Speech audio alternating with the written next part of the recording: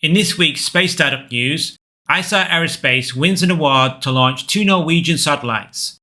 Our second story covers Rocket Lab's proposal for a Mars sample return mission for NASA. Lastly, we cover a new space startup, at least for this channel, called Quantum Space. Okay, let's get started. Isar Aerospace awarded launch contract for 2 Norwegian satellites. Isar Aerospace, a German space startup, is preparing to launch its Spectrum rocket from the Andøya spaceport in Norway, pending approval from the Norwegian Civil Aviation Authority. The company recently secured a contract from the Norwegian Space Agency to deploy 2 satellites, AOS-D, Arctic Ocean Surveillance Demo, and AOS-P, Arctic Ocean Surveillance Precursor, as part of Norway's Arctic Ocean Surveillance Initiative.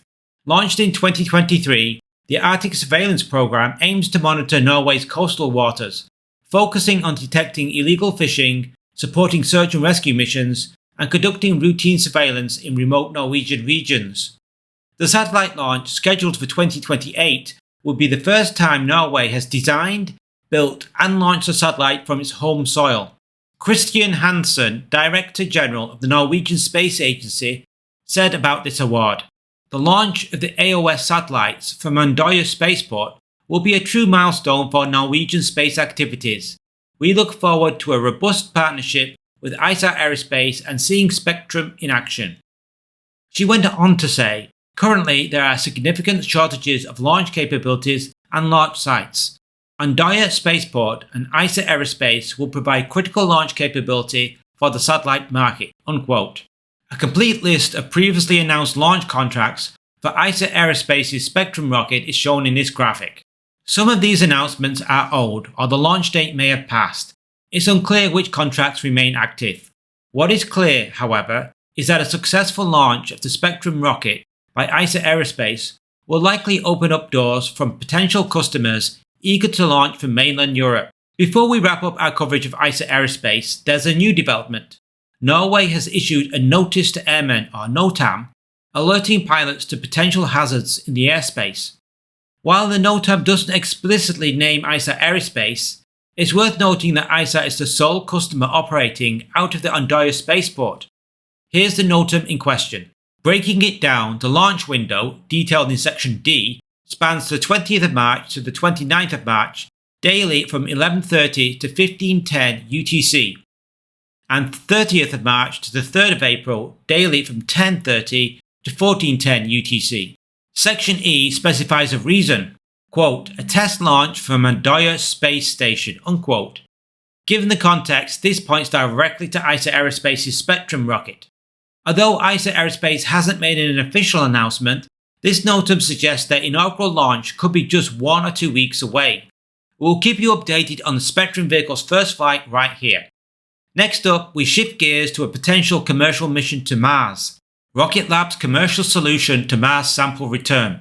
Rocket Lab has proposed to NASA a commercial solution to returning samples collected by the Perseverance rover back to Earth. The original plan was a joint NASA-ESA mission that would have cost as much as $11 billion and not return samples to 2040.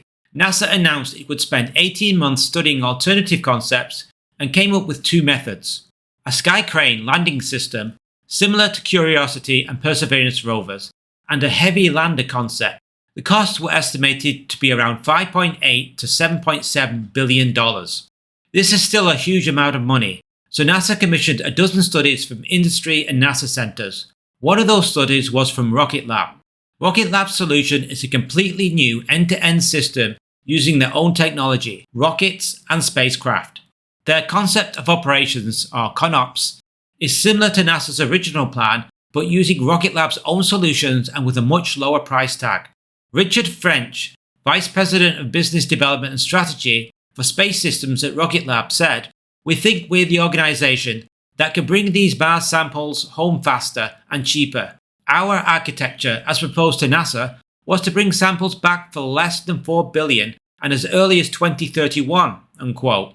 Rocket Lab is working on their larger rocket called Neutron, which could fly later this year. They will also leverage some of the work they did with Varda Space on re-entry capsules.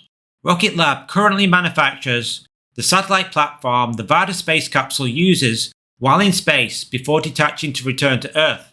The company hasn't received any response from NASA so far. It was pretty frustrating, French said. We've received very little to no feedback on our inputs. Unquote. Rocket Lab doesn't want NASA to commission more studies, but to open up the program to the commercial sector. It's kind of interesting to note that NASA spent a whole year assessing outcomes, and the plan forward is simply to study it for another year and defer the decision for another year, French said. This is not a problem that needs a lot more study by the agency. We want to proceed right now into early design phases, unquote. Hopefully NASA will commit to opening up to the commercial sector so that space startups get a chance to propose solutions on this ambitious mission. Okay, on to our next story. Quantum Space introduces life extension services for satellite operators. Quantum Space, a startup I have not heard of until now, is introducing life extension services for satellite operators. The startup was founded in 2022 and based in Rockville, Maryland in the US. The startup is developing two types of spacecraft. The first, named Scout, is designed for space domain awareness operations, helping to identify what's in space, track its location, and monitor its movements. The second spacecraft type, Ranger, will be used for a range of in-orbit operations. These operations are life extension missions, orbital repositioning, refueling solutions, and orbit debris removal. As the number of satellites in orbit continues to grow, maintaining clear and safe orbital paths by removing debris and defunct satellites has become increasingly critical.